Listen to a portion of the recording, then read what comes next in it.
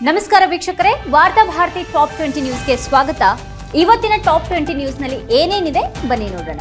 ರಾಜ್ಯದ ಎಲ್ಲಾ ಪಕ್ಷಗಳ ಶಾಸಕರಿಗೆ ತಲಾ 10 ಕೋಟಿ ರೂಪಾಯಿ ಅನುದಾನ ಘೋಷಿಸಿದ ಮುಖ್ಯಮಂತ್ರಿ ಸಿದ್ದರಾಮಯ್ಯ ನೇತೃತ್ವದಲ್ಲಿ ಸೋಮವಾರ ಸಂಜೆ ನಡೆದ ಕಾಂಗ್ರೆಸ್ ಶಾಸಕಾಂಗ ಪಕ್ಷದ ಸಭೆಯಲ್ಲಿ ಘೋಷಣೆ.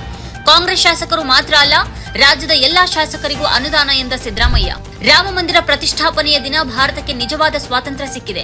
ರಾಮ ಮಂದಿರದ ಪ್ರತಿಷ್ಠಾಪನೆಯ ದಿನವನ್ನ ಪ್ರತಿಷ್ಠಾ ದ್ವಾದಶಿ ಅಂತ ಆಚರಿಸಬೇಕು ಎಂದ ಆರ್ಎಸ್ಎಸ್ ಮುಖ್ಯಸ್ಥ ಮೋಹನ್ ಭಾಗವತ್. ಇಂದೋರ್ನಲ್ಲಿ ನಡೆದ ರಾಷ್ಟ್ರೀಯ ದೇವಿ ಅಹಲ್ಯ ಪ್ರಶಸ್ತಿ ಪ್ರದಾನ ಸಮಾರಂಭದಲ್ಲಿ ಭಾಗವತ್ ಹೇಳಿಕೆ. ಆರ್ಎಸ್ಎಸ್ ಮುಖ್ಯಸ್ಥ ಮೋಹನ್ ಭಾಗವತ್ ಅವರು ಸಂವಿಧಾನ ರಚನೆಕಾರರಲ್ಲ, ರಾಜಕೀಯ ಲಾಭಕ್ಕಾಗಿ ಶ್ರೀರಾಮನನ್ನ ಬಳಸಿಕೊಳ್ಳೋದು ಸರಿಯಲ್ಲ ಎಂದ ಶಿವಸೇನಾ ಯುಬಿಟಿ ಸಂಸದ ಸಂಜಯ್ ರಾವುತ್. ಅಯೋಧ್ಯೆಯಲ್ಲಿ ರಾಮ ಮಂದಿರ ಪ್ರತಿಷ್ಠಾಪನೆಗೊಂಡ ದಿನ ಭಾರತಕ್ಕೆ ನಿಜವಾದ ಸ್ವಾತಂತ್ರ್ಯ ಸಿಕ್ಕಿತು ಎಂಬ ಭಾಗವತ್ ಹೇಳಿಕೆಗೆ ರಾವುತ್ ತಿರುಗೇಟು. ಮಾದರಿ ನೀತಿ ಸಂಹಿತೆ ಉಲ್ಲಂಘಿಸಿ ಸರ್ಕಾರಿ ವಾಹನವನ್ನು ರಾಜಕೀಯ ಉದ್ದೇಶಕ್ಕೆ ಬಳಸಿಕೊಂಡ ಆರೋಪ. ಎಎಪಿ ನಾಯಕಿ ಹಾಗೂ ದಿಲ್ಲಿ ಮುಖ್ಯಮಂತ್ರಿ ಆತಿಶಿ ವಿರುದ್ಧ ಪ್ರಕರಣವನ್ನು ದಾಖಲಿಸಿಕೊಂಡ ದಿಲ್ಲಿ ಪೊಲೀಸರು. ಜನವರಿ 8ರಂದು ಆತಿಶಿ ವಿರುದ್ಧ ದಾಖಲಾಗಿದ್ದ ದೂರು. ಹಿರಿಯ ಸಂಶೋಧಕ ಎಂಎಂ ಕಲಬುರ್ಗಿ ಅವರ ಹತ್ಯೆ ಪ್ರಕರಣ. 3 ಆರೋಪಿಗಳಿಗೆ ಜಾಮೀನು ಮಂಜೂರು ಮಾಡಿದ ಧಾರವಾಡದ 4ನೇ ಹೆಚ್ಚುವರಿ ಜಿಲ್ಲಾ ಮತ್ತು ಸೆಷನ್ಸ್ ನ್ಯಾಯಾಲಯ.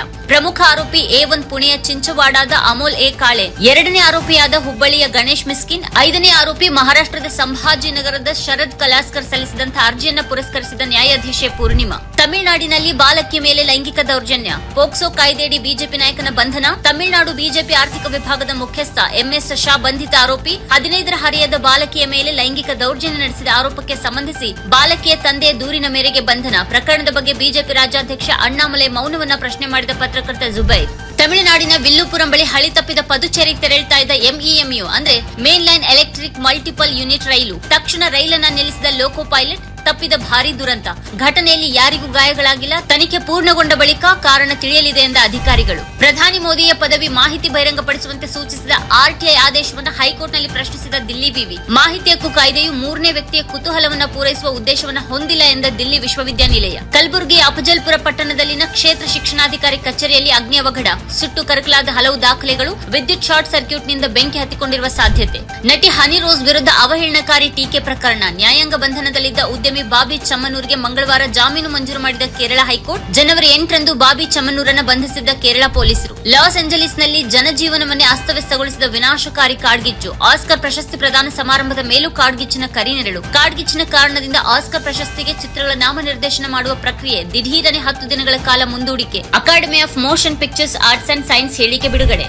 ಈ ದೇಶವು ಅನೇಕ ಅತ್ಯುತ್ತಮ ಗೃಹ ಮಂತ್ರಿಗಳನ್ನ ಕಂಡಿದೆ, ಆದ್ರೆ ಅವರು ಯಾರನ್ನು ತಮ್ಮ ರಾಜ್ಯದಿಂದ ಹೊರಹಾಕಿಲ್ಲ. ಅಮಿತ್ ಶಾರನ್ನ ಗುಜರಾತ್ನಿಂದ ಗಡೀಪಾರು ಮಾಡಿದ್ದನ್ನು ಪರೋಕ್ಷವಾಗಿ ಉಲ್ಲೇಖಿಸಿದ ಶರದ್ ಪವಾರ್. ಮಹಾರಾಷ್ಟ್ರ ವಿಧಾನಸಭಾ ಚುನಾವಣೆಯಲ್ಲಿ ಬಿಜೆಪಿ ಗೆಲುವು 1978ರಲ್ಲಿ ಶರದ್ ಪವಾರ್ ಆರಂಭಿಸಿದ ದ್ರೋಹದ ರಾಜಕಾರಣವನ್ನ ಕೊನೆಗಾಣಿಸಿದೆ ಎಂಬ ಕೇಂದ್ರ ಗೃಹ ಸಚಿವ ಅಮಿತ್ ಶಾ ಅವರ ಹೇಳಿಕೆಗೆ ತಿರುಗೇಟು. ಗೋವಾದಿಂದ ಮುಂಬೈಗೆ ಬರ್ತಿದ್ದ ಇಂಡಿಗೋ ವಿಮಾನಕ್ಕೆ ಹುಸಿ ಬಾಂಬ್ ಬೆದರಿಕೆ ಕರೆ. ವಿಮಾನವು ಮುಂಬೈನಲ್ಲಿ ಇಳಿದ ಬಳಿಕ ನಿಲ್ದಾಣದ ಸಿಬ್ಬಂದಿಯಿಂದ ತಪಾಸಣೆ. ವಿಮಾನ ನಿಲ್ದಾಣದಲ್ಲಿ ತುರ್ತು ಸ್ಥಿತಿ ಘೋಷಣೆ. ಎಲ್ಲಾ ಪ್ರಯಾಣಿಕರನ್ನು ಸುರಕ್ಷಿತವಾಗಿ ಇಳಿಸಿ ನಿಯಮಾವಳಿಗಳನ್ನು ಪೂರೈಸಿದ ಬಳಿಕ ವಿಮಾನದ ಕಾರ್ಯಾಚರಣೆಗೆ ಮತ್ತೆ ಚಾಲನೆ. ದೆಹಲಿ ವಿಧಾನಸಭೆ ಚುನಾವಣೆಯಲ್ಲಿ ಕಾಲ್ಕಾಜಿ ಕ್ಷೇತ್ರದಿಂದ ಸ್ಪರ್ಧಿಸಲು ದೆಹಲಿ ಮುಖ್ಯಮಂತ್ರಿ ಆತಿಶಿ ನಾಮಪತ್ರ ಸಲ್ಲಿಕೆ. ಲಾಜ್ಪತ್ ನಗರದಲ್ಲಿ ಜಿಲ್ಲಾಧಿಕಾರಿ ಕಚೇರಿಯಲ್ಲಿ ನಾಮಪತ್ರ ಸಲ್ಲಿಸಿದ ಆತಿಶಿ. ಸಂಕ್ರಾಂತಿ ಹಬ್ಬದ ಬುತ್ತಿ ಕೊಡಲು ಬಂದಿದ್ದ ಅತ್ತೆಯನ್ನೇ ಚಾಕುವಿನಿಂದ ಇರಿದು ಕೊಂದ ಅಳಿಯ. ಬೆಳಗಾವಿ ಕಲ್ಯಾಣ ನಗರದ ನಿವಾಸಿ ರೇಣುಕಾ ಶ್ರೀಧರ್ ಪಡುಮುಖೆ 43 ವರ್ಷದ ಹತ್ಯೆಯಾದ ಮಹಿಳೆ. ಗಂಭೀರವಾಗಿ ಗಾಯಗೊಂಡಿದ್ದ ರೇಣುಕಾರನ್ನ ಬೀಮ್ಸ್ ಆಸ್ಪತ್ರೆಗೆ ದಾಖಲಿಸಿತ್ತಾದ್ರೂ ಚಿಕಿತ್ಸೆಗೆ ಸ್ಪಂದಿಸದೆ ಮೃತ್ಯು. ಕೊಲೆ ಆರೋಪಿ ಮಲಪ್ರಭಾ ನಗರದ ಶುಭಂ ದತ್ತಾ ಬಿರ್ಜೆ ಬಂಧನ. ಗರ್ಭಿಣಿ ಪತ್ನಿಯನ್ನ ಹೆರಿಗೆಗೆ ಅಂತ ಆಸ್ಪತ್ರೆಗೆ ದಾಖಲಿಸಿ ಆಸ್ಪತ್ರೆ ಆವರಣದಲ್ಲಿ ಮಲಗಿದ್ದ ಪತಿ ಮೃತ್ಯು. ಚಾಮರಾಜನಗರ ಜಿಲ್ಲೆ ಗುಂಡ್ಲುಪೇಟೆ ತಾಲೂಕು ಚೌಡಳ್ಳಿ ಗ್ರಾಮ ನಿವಾಸಿ ನಾಗೇಶ್ 47 ವರ್ಷದ ಮೃತಪಟ್ಟ ವ್ಯಕ್ತಿ. ಚಳಿ ತಡೆಯಲಾರದೆ ಮೃತಪಟ್ಟಿರುವ ಬಗ್ಗೆ ಶಂಕೆ ವ್ಯಕ್ತಪಡಿಸಿದ ಕುಟುಂಬಸ್ಥರು. ಶೀಘ್ರವೇ ಸ್ಪೇನ್ನ ನೂತನ ರಾಯಭಾರ ಕಚೇರಿ ಬೆಂಗಳೂರಿನಲ್ಲಿ ಆರಂಭ. ವಿದೇಶಾಂಗ ಸಚಿವ ಎಸ್ ಜೈಶಂಕರ್ ಹೇಳಿಕೆ. ಸ್ಪೇನ್ಗೆ 2 ದಿನಗಳ ರಾಜತಾಂತ್ರಿಕ ಭೇಟಿ ನೀಡಿರುವ ಅವರು ಮ್ಯಾಡ್ರಿಡ್ನಲ್ಲಿ ಆಯೋಜಿಸಿದ್ದ ಅನಿವಾಸಿ ಭಾರತೀಯರ ಜೊತೆಗಿನ ಕಾರ್ಯಕ್ರಮದಲ್ಲಿ ಹೇಳಿಕೆ. ಬಾರ್ಸಿಲೋನಾದಲ್ಲೂ ಭಾರತೀಯ ರಾಯಭಾರಿ ಕಚೇರಿ, ಬೆಂಗಳೂರಿನಲ್ಲಿ ಸ್ಪೇನ್ನ ಹೊಸ ರಾಯಭಾರಿ ಕಚೇರಿ ಆರಂಭವಾಗಲಿದೆ ಎಂದ ವಿದೇಶಾಂಗ ಸಚಿವ. ಮಹಿಳಾ ಮತ್ತು ಮಕ್ಕಳ ಕಲ್ಯಾಣ ಸಚಿವೆ ಲಕ್ಷ್ಮೀ ಹೆಬ್ಬಾಳ್ಕರ್ ಹಾಗೂ ಸಹೋದರ ವಿಧಾನ ಪರಿಷತ್ ಸದಸ್ಯ ಚಂದ್ರರಾಜ್ ಹಟ್ಟಿಹೋಳಿ ಸಂಚರಿಸುತ್ತಿದ್ದ ಕಾರು ಅಪಘಾತ. ಬೆಳಗಾವಿಯ ಕಿತ್ತೂರು ತಾಲೂಕಿನ ಅಂಬಡ್ಗಟ್ಟಿ ಗ್ರಾಮದ ಬಳಿ ನಡೆದ ಘಟನೆ. ಲಕ್ಷ್ಮೀ ಹೆಬ್ಬಾಳ್ಕರ್ಗೆ ಸಣ್ಣಪುಟ್ಟ ಗಾಯ. ಬೆಳಗಾವಿಯ ಖಾಸಗಿ ಆಸ್ಪತ್ರೆಗೆ ದಾಖಲು. 2024ರ ಭಾರತದ ಸಾರ್ವತ್ರಿಕ ಚುನಾವಣೆಯ ಕುರಿತು ಮೆಟಾ ಮುಖ್ಯಸ್ಥ ಮಾರ್ಕ್ ಜಕರ್ಬರ್ಗ್ ನೀಡಿದ ಹೇಳಿಕೆಯ ವಿರುದ್ಧ ಸಮನ್ಸ್ ನೀಡಲು ಮುಂದಾದ ಸಂಸದೀಯ ಸ್ಥಾಯಿ ಸಮಿತಿ. ಪ್ರಜಾಪ್ರಭುತ್ವ ದೇಶ ಭಾರತದ ಬಗ್ಗೆ ಬಗ್ಗೆ ತಪ್ಪು ಮಾಹಿತಿ ನೀಡಿರೋದ್ರಿಂದ ದೇಶದ ಘನತೆಗೆ ಧಕ್ಕೆಯಾಗಲಿದೆ. ಈ ತಪ್ಪಿಗಾಗಿ ಮೆಟಾ ಸಂಸ್ಥೆಯು ಸಂಸತ್ತಿನಲ್ಲಿ ಮತ್ತು ಭಾರತೀಯರಲ್ಲಿ ಕ್ಷಮೆ ಯಾಚಿಸಬೇಕು ಎಂದ ಸಂವಹನ ಮತ್ತು ಮಾಹಿತಿ ತಂತ್ರಜ್ಞಾನ ಸಮಿತಿ ಅಧ್ಯಕ್ಷ ನಿಶಿಕಾಂತ್ ದುಬೆ.